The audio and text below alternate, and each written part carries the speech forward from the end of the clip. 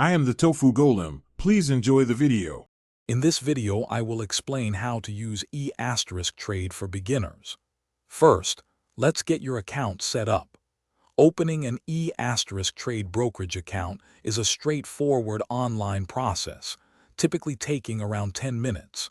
You'll need to decide on an account type, such as an individual or retirement account, and provide some basic personal information. Linking your bank account during this initial setup will make funding your investments much smoother later on.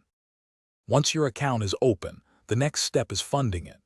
eTrade offers several convenient ways to deposit money, including electronic transfers from your bank, which usually clear within 1 to 3 business days. After funding, take some time to explore the platform. The dashboard provides a quick overview of your account, and you'll find various research tools to help you understand market trends and potential investments. Now for the exciting part, placing your first trade. eTrade makes it simple to buy stocks, ETFs, and mutual funds. You'll need to know the ticker symbol of the asset you want to purchase. Decide on an order type.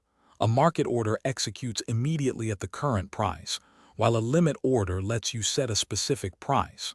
Always double-check all the details of your order before clicking that Submit button. After making your investments, monitoring their performance is crucial. eTrade provides comprehensive tools to track your portfolio's progress and set up alerts for important market movements. Don't forget to leverage their extensive educational resources, which can help you grow as an investor. If you ever have questions, eTrade customer support is readily available to assist you, ensuring a smooth investing journey. Thanks for watching. Consider subscribing if we helped you today.